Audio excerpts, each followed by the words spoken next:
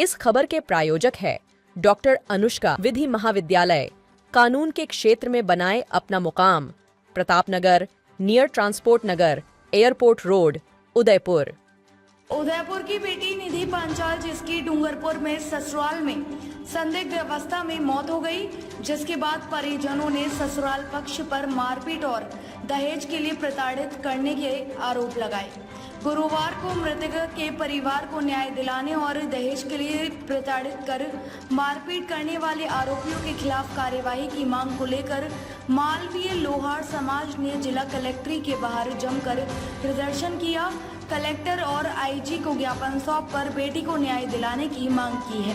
समाज के पदाधिकारियों और परिजनों ने कहा कि जिस तरह से आज के आधुनिक समाज में बेटियों को महत्व दिया जाता है, लेकिन आज भी पुत्र प्राप्ति की चाह में लोग बेटियों के साथ मारपीट करते हैं और दहेज के लिए इस तरफ प्रताड़ित करते हैं कि उन्हें अपनी जान गंवानी पड़ती है।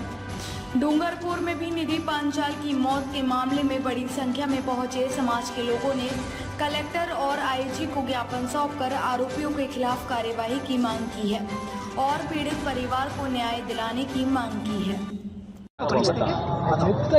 आप बोलूं? ठीक है, स्टार्ट। मेरा नाम प्रियंक लोहार है। निधि पंचाल जिसकी मृत्यु हुई है डूंगरपुर में उसके ससुराल में, वो मेरी भतीजी है। आप श्रीमान यश कुमार जी पंचाल है, ये उसके पिता हैं, ठीक है, और मेरे बड़े पापा के लड़के हैं। सिंपल एंड शॉर्ट शब्दों में कहूँ तो उसको शादी के बाद से ही 2 भाइयों की उन्होंने शादी करवाई थी, 2 बेटे हैं उनके। तो उसमें से क्या है कि अहमदाबाद वाली पार्टी ने क्या एक स्वर्ण आभूषण ज़्यादा दिए थे, इस वजह से क्या है कि हमारी बेटी को हमेशा टॉर्चर किया जाता रहा था, लेकिन वो बात इतनी कभी आगे बढ़ी नहीं। परंतु अभी विगत कुछ दिनों से 13 जनवरी 2022 को जब उसके लड़की हुई, पहली संतान, तो उस बात को लेकर उसकी सास इंदिरा पंचाल, वाइफ ऑफ प्रकाश पंचाल, प्रतापनगर डूंगरपुर निवासी, वो कुछ ज़्यादा मिसबिहेवियर उसके साथ करने लग गई। और उसके बाद बात इस लेवल तक बढ़ गई कि छोटी छोटी बातों पर ताने मारने की बात तो बहुत दूर रह गई, हाथापाई हो जाती थी, उसको चांटे मारे जाते थे। हमारी बेटी ने, हमारी भतीजी ने हमको कई बार ये बात बोली, परंतु वहाँ पर कभी भी हमने अपनी एकाएक बेटी होने के नाते संपर्क के कभी रिश्ता नहीं बिगड़े। इस वजह से हमने शालीनता से बलदेव जी पंचाल, जो प्रकाश जी पंचाल के बड़े भाई हैं, उनको भी नोटिस में डाला, इंदिरा पंचाल को नोटिस में डाला, बट वो लोग किसी भी तरीके से उस चीज़ को एग्री नहीं कर पाए। कभी हमारी बात उन्होंने सुनी नहीं, हमेशा आश्वासन देते रहे, हाँ ठीक है। और अंततः 24/6/2024 को वो दिन आ ही गया कि जब उन लोगों ने उसकी हत्या कर दी। मैं ये बात इसलिए कह रहा हूँ क्योंकि हत्या के, सुसाइड के जो सिम्टम्स होते हैं फांसी के फंदे पे लटकने के, वो पोस्टमार्टम की रिपोर्ट में सामने नहीं आए हैं किसी भी प्रकार से।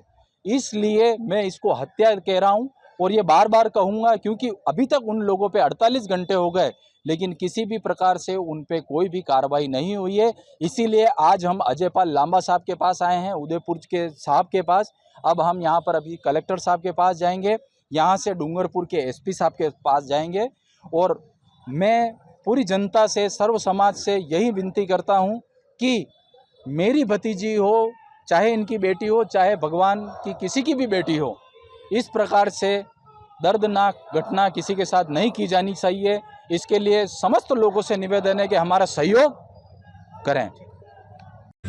परंतु बात इतनी बिगड़ी नहीं थी, लेकिन प्रथम 13 जनवरी 2022 को प्रथम संतान के रूप में जब मेरी भतीजी निधि पंचाल आखिरकार इस घटना को अंजाम दिया और पोस्टमार्टम की रिपोर्ट भी संदिग्ध अवस्था में पाई गई, इसीलिए मेडिकल बोर्ड के द्वारा दोबारा गठन करा के पोस्टमार्टम कराया गया, जिसकी रिपोर्ट भी अभी तक हमको नहीं दी गई।